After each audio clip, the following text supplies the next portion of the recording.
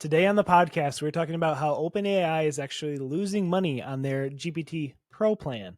Hard to believe, but before we get into that, we're going to talk about our school community, AI Hustle. If you have not heard of it yet, you need to be a part of it. We just passed 300 members, and it is the place to be if you want to actually learn how to make money and grow your business with AI. We have a huge library of content on there now. I record a new one every single week. This week, I talked about how I am scaling my Amazon influencer hustle to who knows what this next year. In 2024, I made over $25,000 doing it. But I'm recently started integrating some AI strategies to hopefully scale that to more this year. We'll see. Anyways, if you're not a part of it, you need to be. It's only $19 a month. Yeah, this is the place to be for sure. So we'd love to have you in. And there's so many new videos in here, so many new members making money with AI tools. We'd love for you to be one of them. And it is a New Year's special. So for New Year's, we have it at $19 a month. It was $100 a month a few weeks ago. So we have a discount right now. If you want to get it, now is the time. You can check it out, link in the description. All right. So OpenAI losing money sounds impossible. What is going on? And the reason why this is so interesting is because ChatGPT Pro costs $200 a month. This isn't cheap. This is insanely expensive. In fact, when this thing came out, everyone was complaining because that's $2,400 a year.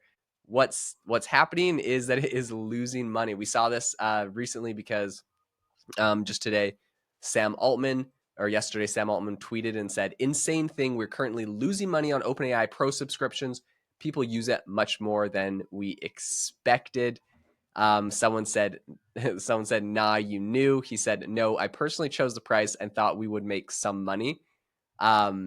Anyways, it's pretty interesting to see that it's literally losing money, which means that Well, anyone that's actually using it is really, really a heavy user. And I think the reason is because it just goes to show how absolutely insanely expensive um, the the Chat GPT o1 model is.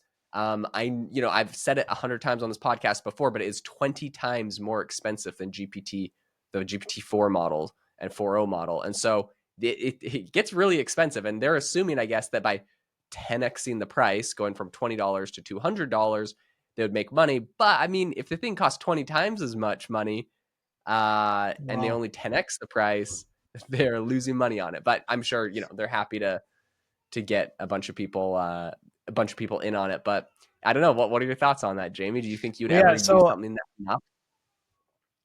I guess I'm guessing I want to clarify, is this loss of money now because of the O1 version that was released in the computing power, or is this before even that was released?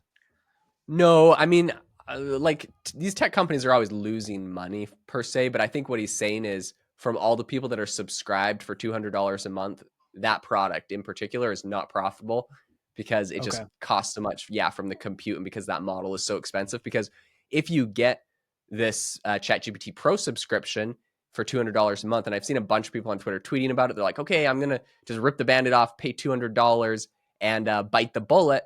And if you do that, you get unlimited access to O1. Whereas right now, like ChatGPT you have access to O1, but it's pretty nerfed and you only get like a certain amount of questions with it when you're using it. This is like unlimited. So yeah, I think Wow. that's where this thing's getting Yeah, I mean, I expensive. think I think, if you think about it though, for $200 a month, if you're a corporation or a business using this many times a day, that's really still not that expensive of a software. I mean, I personally know of several different AI companies that were charging over $1,000 a month for their product to help, increase sales and things like that.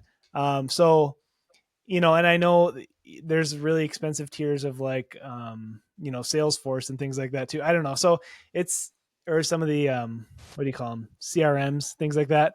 So really Yeah, $200 a month for what you're getting, especially as a corporation, I don't think it's that bad. I think maybe they could raise the price on some of those higher tier for plans, but sure.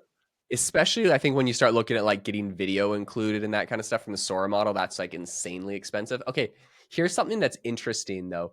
Sam Altman was recently talking on Bloomberg about like picking the price of Chat GPT. And he said they didn't have like any sort of formal pricing study. They just kind of were like, oh, this sounds good. So he said, quote, I believe we tested two prices, $20 and $42. People thought $42 was a little too much. They were happy to pay $20. We picked $20. Probably it was late December 2022 or early January. It was not a rigorous hire someone to do a price study thing. This is really, really interesting. And even despite this, like, and they're incredibly popular, they still aren't profitable. They've raised around $20 billion total. So that's how they're funding this whole thing. But they're still expecting to lose about $5 billion last on the revenue last year. Last year they had $3.7 billion in revenue, which is freaking awesome for such a new company. But that means that they spent $8.7 billion and Wow. made 3.7. So they're spending very heavily on compute, on chips, on talent, on all of that, staffing, office rent. And then I think really AI training infrastructure are some of the most expensive things. And at one point, ChatGPT was costing them $1 a day. That was an estimate. Wow. So OpenAI recently admitted, they said that they need, quote, more capital than they imagined.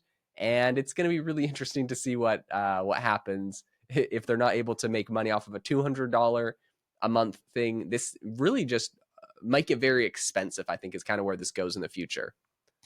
Yeah, I think that's the big thing with these tech companies. I'm going to ask you a question.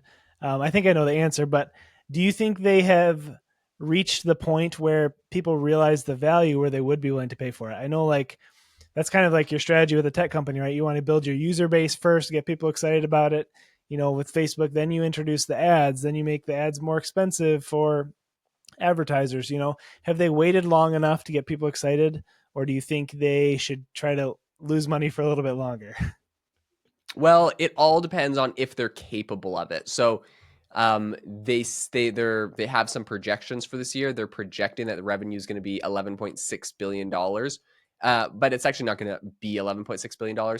They said their revenue will reach $11.6. Um, and then they think by 2029 they're going to reach $100 billion. When they say reach, this could mean a couple things. One is that their annual recurring revenue will total $11.6 billion, but that's not till the end of the year, meaning like this year last year they made 3.7 billion. So like if you divide that by 12, you can see what their monthly recurring revenue is. But at the end of the year, their monthly recurring revenue is like the highest because it's always growing, right? And so I'm not 100% sure if they expect to actually make $11 billion this Oh, year, I or if they see. just expect by the end of the year to be on track to make $11 billion based off of the annual recurring revenue that they have set up from that. So, anyways, it'll definitely be an interesting thing to see what happens going forward with them on that. I think that they are definitely popular enough that people will keep paying for it. I think there's a huge chunk of people that want to use it for free, or they don't want to um, obviously pay $200 a month. So there's going to be power users, there's going to be light users, and I think they definitely have to strike a balance on that. Yeah, I think they're up to like 300 million weekly active users or monthly active users, something like that. I think we covered last week, but that's quite a lot of people. So I think they'll be okay, but they may have some frustrated customers having to pay more, but I think it's worth it still. It's a great program, changing the world. So, anyways, if you enjoyed this podcast, please be sure to leave us a review. It means a lot to us, and we read every single one. And also check out our school community if you want to learn how to make some money and join a community of like minded individuals. It's awesome. So, thanks for listening, and we'll see you next time.